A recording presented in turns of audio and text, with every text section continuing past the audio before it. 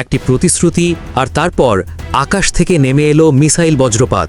মাত্র কয়েক ঘন্টার ব্যবধানে ভেঙে গেল যুদ্ধবিরতি। এই বছরের শুরুতে ইরান আর যুক্তরাষ্ট্রের মধ্যে একটি নাজুক সমঝোতা হয়েছিল, কিন্তু মধ্যস্থতাকারীরা যুদ্ধবিরতি টিকিয়ে রাখতে যখন কাজ করছিলেন, ঠিক তখনই দুই পক্ষের মধ্যে নতুন করে সংঘর্ষ শুরু হয়ে গেল, আর প্রেসিডেন্ট ট্রাম্প ঘোষণা করলেন যে যুদ্ধবিরতি আসলে শেষ হয়ে গেছে। পরিস্থিতি এখন ভয়াবহ রূপ নিয়েছে। যুক্তরাষ্ট্র ইরানের ওপর টানা তৃতীয় রাতের মতো ব্যাপক হামলা চালিয়েছে, আর বন্দর আব্বাস, কিশ, কেশম ও আবু মুসা দ্বীপে বিস্ফোরণের খবর পাওয়া গেছে। জবাবে তেহরান তাদের আঞ্চলিক মিত্রদের ওপর হামলা চালায় আর দুটি দুষ্কৃতিকারী সুপার ট্যাঙ্কার ডুবিয়ে দেওয়ার দাবি করে। সবচেয়ে ভয়ঙ্কর তথ্য আসে সংযুক্ত আরব আমিরাত থেকে। ওমানের জলসীমায় ইরানি ক্ষেপণাস্ত্র আমিরাতের দুটি ট্যাঙ্কারে আঘাত হানে, যাতে একজন ক্রিউ সদস্য নিহত হন।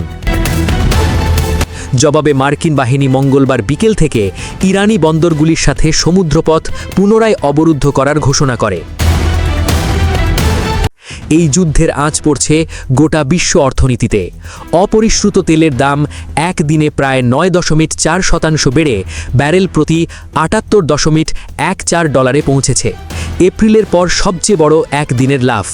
বিশ্লেষকরা সতর্ক করছেন, হরমুজ প্রণালীর পরিস্থিতি পরিবর্তন না হলে তেলের দাম, মূল্যস্ফীতি ও সুদের হার আরও বাড়তে পারে। কিন্তু এখানেই শেষ নয়। স্যাটেলাইট বিশ্লেষণে দেখা গেছে, যুদ্ধবিরতির চলাকালীনই পারচিন কমপ্লেক্সের তালেগন ২ স্থাপনায় মেরামত ও পুনর্নির্মাণ কার্যক্রম চলছিল, যেখানে বিশেষজ্ঞরা মনে করেন পারমাণবিক অস্ত্রের বিস্ফোরক উপাদান মজুদ রাখা হয়। অর্থাৎ শান্তির আড়ালে হয়তো চলছিল অন্য প্রস্তুতি। তাহলে প্রশ্ন থেকে যায়, এই যুদ্ধ কি সত্যি থামবে, নাকি এটাই শুরু আরও বড় এক লড়াইয়ের? মধ্যস্থতাকারীরা এখনও চেষ্টা করছেন টেবিলে ফেরাতে, কিন্তু প্রতিটি রাতেই নতুন বিস্ফোরণ, নতুন প্রাণহানি। বিশ্ব কি প্রস্তুত পরবর্তী ধাক্কার জন্য?